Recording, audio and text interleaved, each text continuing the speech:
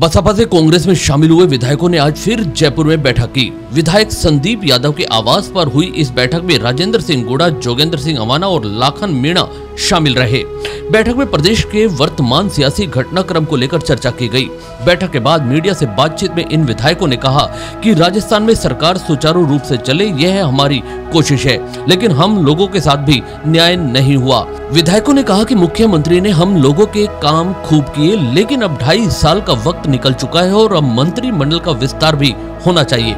विधायकों ने कहा कि हम लोगों ने सरकार बचाई है, ऐसे में आला कमान को वफादार और गैर वफादार में अंतर करना चाहिए। हम लोगों ने पूरी ईमानदारी से कांग्रेस में विलय किया था, लेकिन यहाँ हमें दूसरी नजर से देखा जा रहा है, जो गलत है।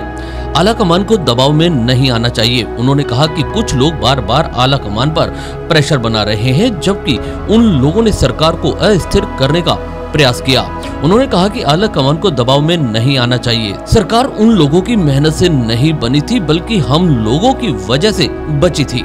उन्होंने कहा कि कांग्रेस में विलय करते समय हम लोगों ने कोई शर्त नहीं रखी थी, लेकिन जिन लोगों की वजह से सरकार बची, उनका मान सम्मान रहना चाहिए। जब भी बात चलती है हर बार ये प्रेशर बनाया जाता है कि हम लोगों को मंत्रिमंडल में शामिल किया जाए या हमारे काम हो, या वो बार बार हाईकमान पर प्रेशर बना रहे हैं। तो मैं एक बात कहना चाहूँगा कि जिन लोगों ने पार्टी के साथ गद्दारी की, जिन लोगों ने सरकार को अस्थिर करने का काम किया, जिस सरकार को स्थिर करने के लिए हम लोग आए हैं, उस सरकार को अस्थिर करने का जिन लोगों ने काम किया, वो लोग बार बार दबाव बना रहे हैं। किस हक से वो लोग हाईकमान पर दबाव बना रहे हैं और हाईकमान किस हक से उनकी बात सुन रहा है?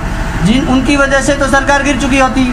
जैसा हमारे गुड्डा जी ने बताया कि अगर हम 10 और 6 लोग नहीं होते, 19 लोगों के जाने के बाद तो बहुमत तो खत्म हो ही गया था। तो उन लोगों की वजह से तो सरकार गिर चुकी थी। वो बार बार एक बात कहते हैं कि कांग्रेस पार्टी का हाईकमान कांग्रेस कार्यकर्ताओं की सुने। किन कार्यकर्ताओं की बात कर रहे हैं? आपकी मेहनत की वजह से सरकार नहीं बनी, सरकार हम लोगों की वजह से बची है। आपने सरकार बनने के बाद भी बिगाड़ दी सरकार। आज जो ये हम सब लोग जो साथी हमारे हैं, निर्दलीय और हम लोगों ने सरकार बचाई है, तो उनको कोई हक नहीं है, हाईकमान को उनकी बात नहीं सुननी चाहिए। जिन लोगों ने सरकार बचाई, जो सरकार के साथ खड़े रहे, उन्हें इनाम मिलना चाहिए। मेरा तो ये मानना है। बिना शर्त हम लोग आए थे, पर उन लोगों को भी जो लोग अपने हक की बात कर रहे हैं कि हमने एक सरकार बनाई है, हमारे कार्यकर्ताओं ने मेहनत की है, उन कार्यकर्ताओं की मेहनत से सरकार नहीं बची। वो लोग छोड़कर चले गए थे पार्टी। सरकार जो बची है वो हमारे साथियों की वजह से, हमारी टीम की वजह से, हमारे निर्दलीय साथी और हम जो लोग आए हैं, हमारी वजह से सरकार बची है। तो उन लोगों को जो बार बार हाईकमान पर जो दबाव बनाने की कोशिश कर रहे हैं, उनका दबाव हाईकमान को नहीं मानना चाहिए।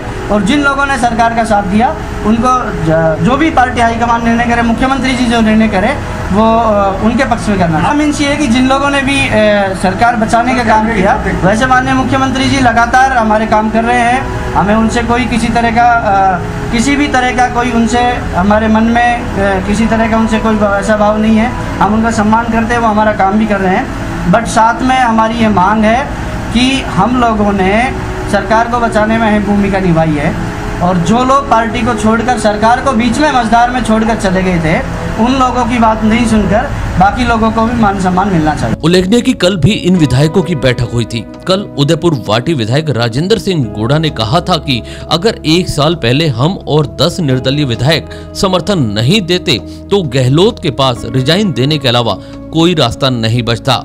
अब तक तो राज्य सरकार की पहली पुण्यतिथि मन गई होती। इससे पहले भी गुड़ा ने मंत्रिमंडल विस्तार को लेकर कहा था कि शादी समय पर हो जानी चाहिए, बुढ़ापे में शादी करने का कोई मतलब नहीं रह जाता। और 1 दिन नहीं, 2 दिन नहीं, उन्होंने वहां जाके जिस लेवल पर जो कुछ हुआ, उसके बाद में वफादार और गैर वफादार में फर्क नहीं है। तो यह न्याय और क्या है? सरकार को हमने बचाया और हमने तो मर्ज कर दिया। आज निर्दलीय का और हमारा भी कंपैरिजन नहीं हो सकता कि हमारी ये भी, जब हम कांग्रेस में आए थे तो ये भी पता नहीं था कांग्रेस के लोग ऐसे छोड़ के चले जाएंगे और ऐसे 1.5 महीने बाद में आएंगे और फिर उन्हीं का स्वागत पलक फावड़े बिछा दिए जाएंगे हाईकमान के द्वारा। ये भी हमारे उस टाइम में किसी ने हमें नहीं कहा था कि ये भी होगा, कि यहाँ से ऐसे 10-20 लोग चले जाते हैं और फिर तफरी करके वापस आ जाते हैं, फिर उनका स्वागत हो जाता है। ये भी उस टाइम में नहीं कहा था।